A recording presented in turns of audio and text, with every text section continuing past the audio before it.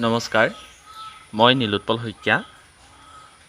মৰমৰ ছাত্ৰ ছাত্ৰীসকল, নিশ্চয় তোমালোক সকলোৰে ভাল। আজি আমি তৃতীয় শ্ৰেণীৰ পৰিৱেশৰ গছ-গছনিৰ কথা পাঠটি আলোচনা কৰিম। তোমালোকে কিতাপ উলিয়াই ল'বা। আমাৰ চাৰিওফালে বিভিন্ন গছ-গছনি আছে। কিছুমান ডাঙৰ আৰু কিছুমান সৰু। কিছুমান মাটিত হয় আৰু আন কিছুমান পানীত হয়। এই সকলোবিলাককে উদ্ভিদ বোলে। উদ্ভিদক কেইবাটাও ভাগত ভাগ কৰা হৈছে। তাৰে কেইটামান ভাগৰ বিষয়ে আমি আলোচনা কৰোঁ আহা। এই ভাগকেইটা হ'ল বৃক্ষজাতীয় উদ্ভিদ, গুল্মজাতীয় উদ্ভিদ, লতাজাতীয় উদ্ভিদ আৰু তৃণজাতীয় উদ্ভিদ। এতিয়া আমি বৃক্ষজাতীয় উদ্ভিদৰ বিষয়ে আলোচনা কৰোঁ আহা। বৃক্ষজাতীয় গছবিলাকৰ গা-গছ শকত আৰু টান। ইহঁতৰ ডাল পাতেৰে ভৰি থাকে। আমি সাধাৰণতে দেখা পোৱা আম, কঁঠাল, আজাৰ এই গছবিলাক হ'ল বৃক্ষজাতীয় উদ্ভিদ।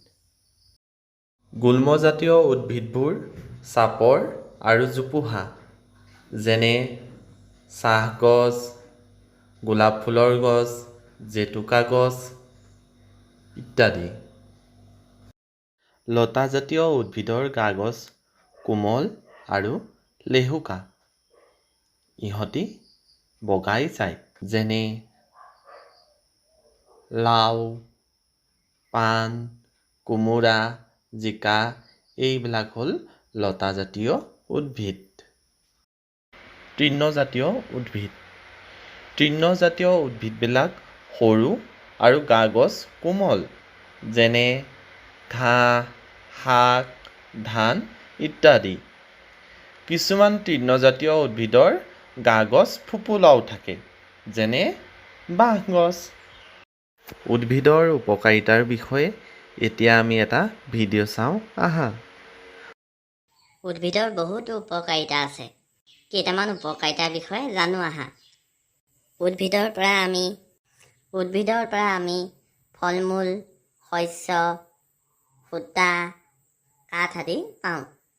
আমি যে উশাহত বায়ু লওঁ, এই বায়ু উদ্ভিদে পৰিষ্কাৰ কৰে।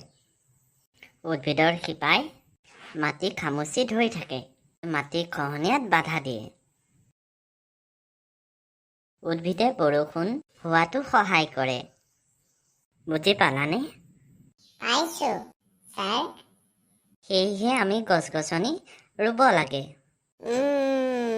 বুজি পাইছোঁ। কেতিয়াও অবাবত গছ-গছনি কাটিব নালাগে। পৰিৱেশটোত গছ-গছনি ৰুই সুন্দৰ কৰি তুলিব লাগে। বৰ ভাল ল'ৰা দেই। তোমালোকে পাঠটো ভালকৈ পঢ়ি প্ৰশ্ন উত্তৰবিলাক কৰিবা দেই। আজিলৈ পাঠ ইমানতে সামৰিছোঁ। ধন্যবাদ।